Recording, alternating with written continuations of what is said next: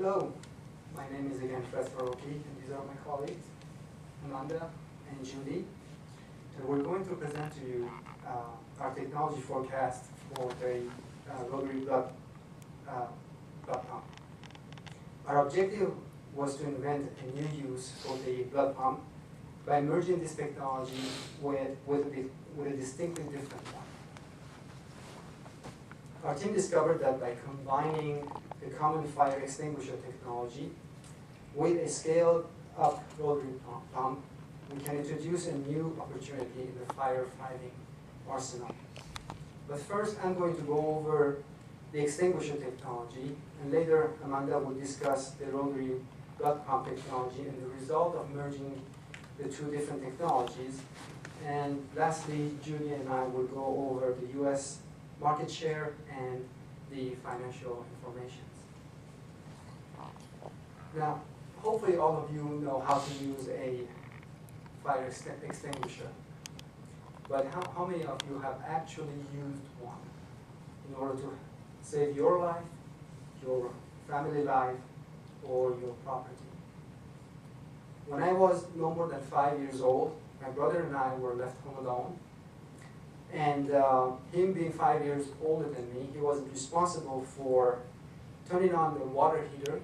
So by the time my parents returned home, we would have hot showers, basically. Making a long story short, water heaters worked on kerosene back in the early 1970s. And in many parts of the world, like in Iran, there was no city gas, and therefore the water heaters worked only with kerosene. So here's a picture of a kerosene water heater if you have never seen one.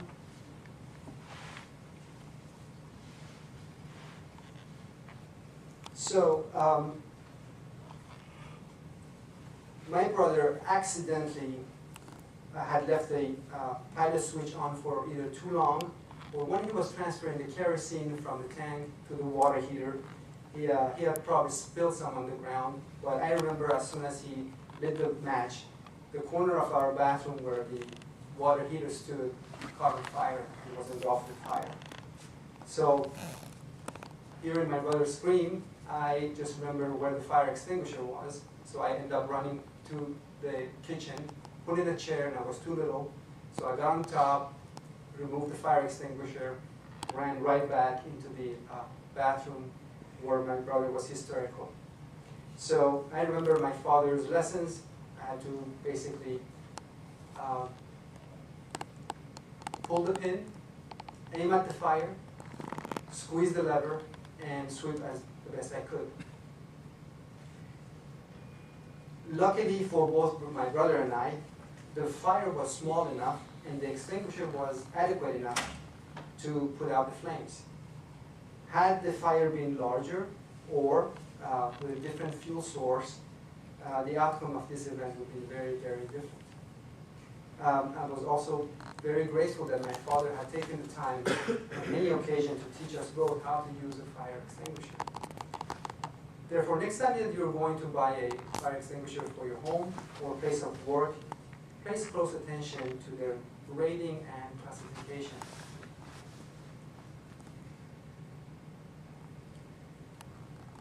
In the United States, there are 5 main classes of portable fire extinguishers. Class A is for ordinary combustibles, such as paper, wood, and garbage.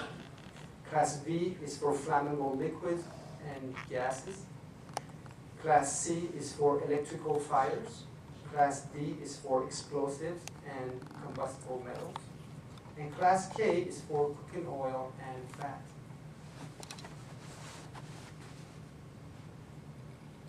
Now, there are common agents found in today's fire extinguishers, namely water, carbon dioxide, dry chemicals, multi-purpose dry chemicals, which are typically found in the ABC rated fire extinguishers, halon 1211 and halon 1301.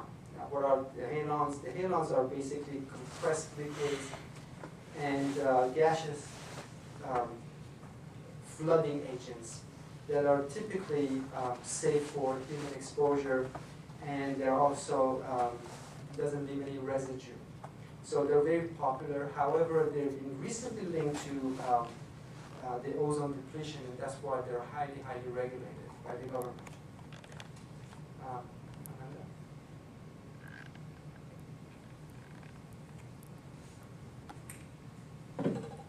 So as Fred was talking to you about, we ended up with the fire extinguisher, but we started out with the patent you see here, the rotary blood pump. The idea or concept of this came as a heart assist pump during a conversation between Dr. DeBakey and his patient, David Saucier, a NASA Johnson engineer. Apparently this device is based in part on a technology used in Space Shuttle's rocket fuel systems, which requires a rapid fuel delivery rate, similar to a blood flow required in the body. The purpose of the rotary pump is to boost the flow for patients that still have a partial functioning or failing heart. It's also used as a cardiopulmonary bypass device in emergency cases. This pump is typically preferred due to its simplicity and relatively low cost in comparison to piston, rollers, diaphragm, and compliance chamber pump, which can cost upwards of $50,000. We'll use that later as well. It is basically great for transplant patients who are on the waiting list for donor hearts. Technically speaking, the rotary pump is a mechanism that includes a receiving flow part, a rotor, diffuser, inducer, and impeller portions. All these parts synchronize to function together and create an efficient blood pump into the heart by straightening the flow and minimizing hemolysis.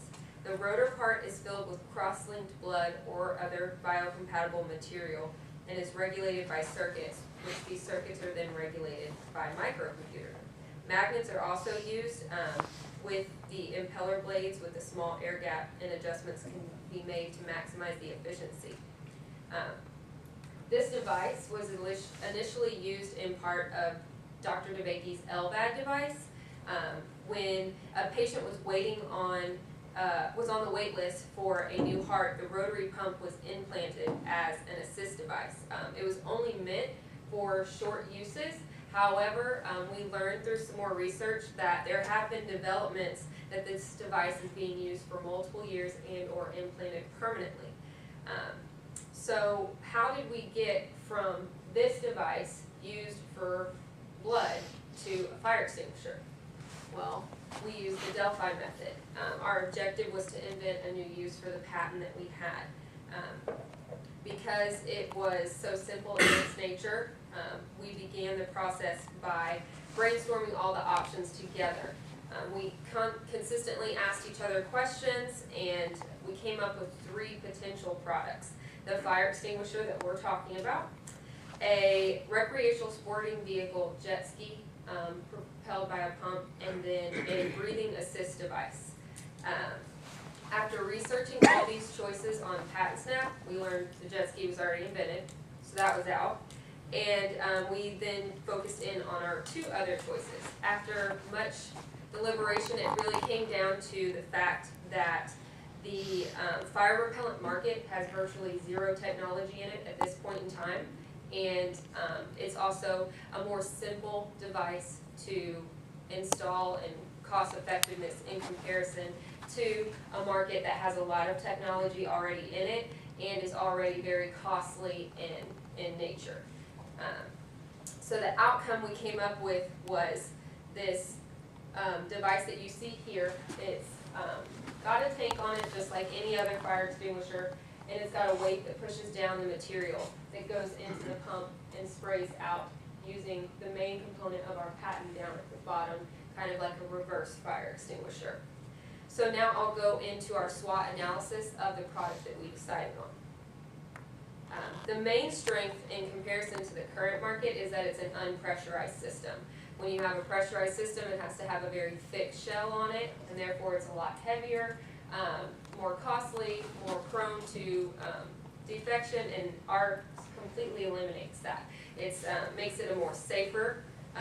It has a longer blast time and a larger blast radius, so potentially more effective. And because the unpressurized system is now refillable at an easier cost than normal, than the pressurized system, it makes it long-term more cost-effective for consumers and therefore more consumer-friendly.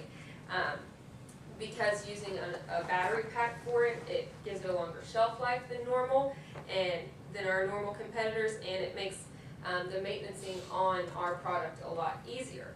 But with the addition of the pump, it becomes a more complex system than what's already out on the market. Because of that, household products tend to be a little bit more simple. This one will cost more in the very beginning, of course, and then it would require this new maintenance on it. If the pump needs to be cleaned, or if you have to refill it, things like that, it can create an issue. And then, of course, there's voltage differences if we try to do even simple international expansion. But most of all, bringing a new technology into an untechnologized system is really getting the consumer to adapt to that technology and realize the benefits of that technology. But the opportunities are definitely there. You can see that it's not easily replicable once we have it out because of its complexity. So once it's out and we are able to penetrate the market, we should be able to gain easy market share. Also, it could potentially be a complete replacement of the portable household system that we are looking to compete with in the long run. Until that time, we can also continue to gain multiple revenue sources from the refilling costs and the battery packs associated with it. And then the unlimited technologies as far as international expansion, and or if we took it into our R&D program, that we could take it to a large scale or have a technology system that maybe monitors the batteries or any kind of adaptation you could see from it. But there are threats with that as well. The market itself is very hard to enter. It's got a large variety and high concentration of manufacturers and competitors, so that makes it a hard market to enter in the very beginning. Of course, the quality standards and all the certifications that you have to meet just for the FSC, just for the United States, would be something worth considering as well. Outsourcing the product because of the battery packs and all that would have to go into it, would create higher production costs. And then it's always a risk you're taking when you're introducing a new technology into a market that something you've never seen, that it won't even gain any sort of traction whatsoever. But the voltage difference and the lack of consistency in third world countries for electricity could definitely hinder expansion once we did get into the market.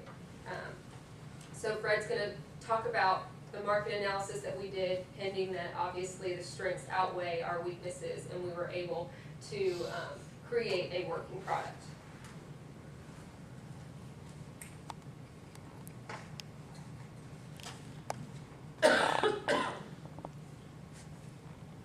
So the U.S. market share has been steady at around $300 million since the late 1990s.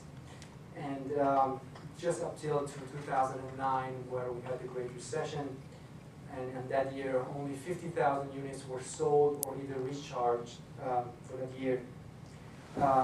However, with the global economic recovery, it's been predicted that the U.S. market share will grow to about $545 million, and it will sustain a steady growth of 2.4 to 3% annually for the foreseeable future.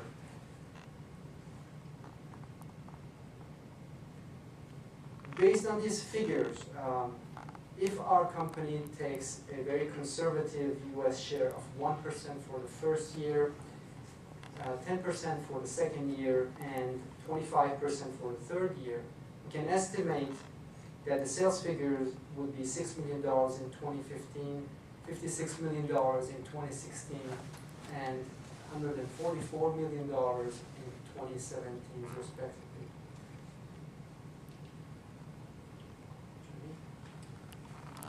So I'm going to talk about the cost benefits, how we came up with the cost, and then our financials.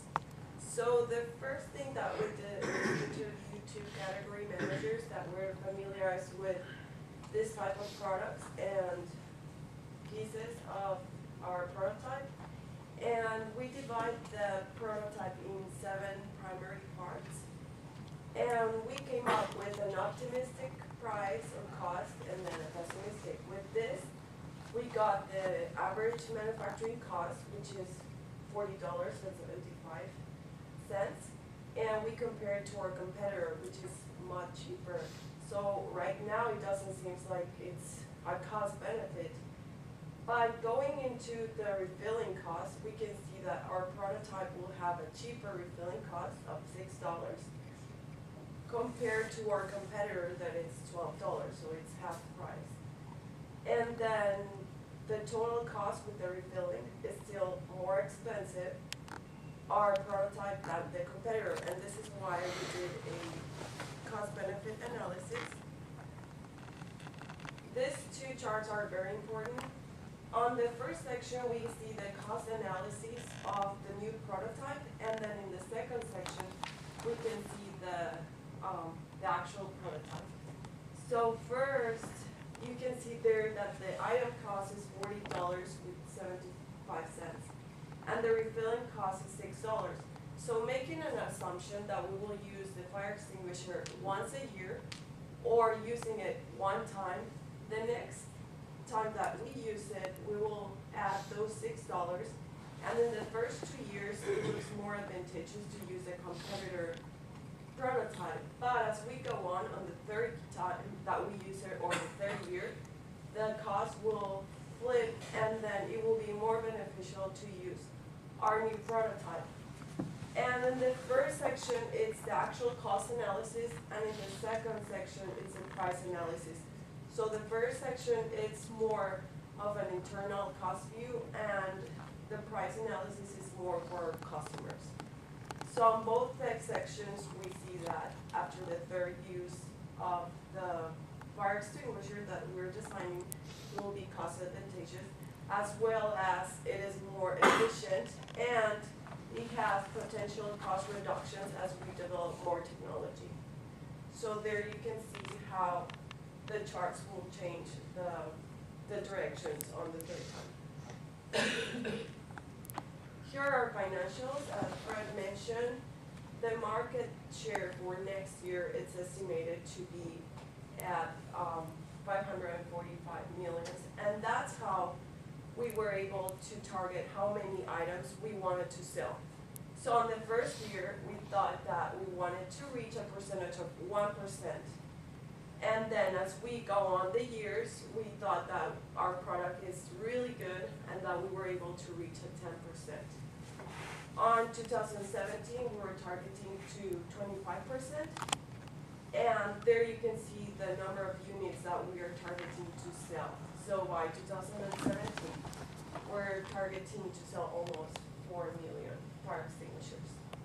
So there we have our costs and our sales, and the totals without considering some detailed expenses. So here's our balance sheet, and we made this based on similar companies that sell similar products and how they're distributing their cost. And of course, we focus on good companies that are making good money and how they have been allocating the cost. On the property and equipment, you can see that we don't have a lot of costs because we're not going to be the actual manufacturers. We're just contracting other companies that will do that for us. But we're planning on putting more offices and distribution points. So that's why we have potential increase on that section, but it's not a huge investment for us. So in here, we can see our net sales, and then the cost that we are estimating to have. Our selling, general, and not being expensive are not that expensive as well because of what we mentioned before. But we have been increasing them potentially as we want to sell more units. We did some research on storage. We want to always have some stock, but we want to keep it lean because we don't want to run out of units. So those are the average storage prices that were estimated for those 3 consecutive years. And the shipping will be $2 per unit as we get good contracts with the distribution companies.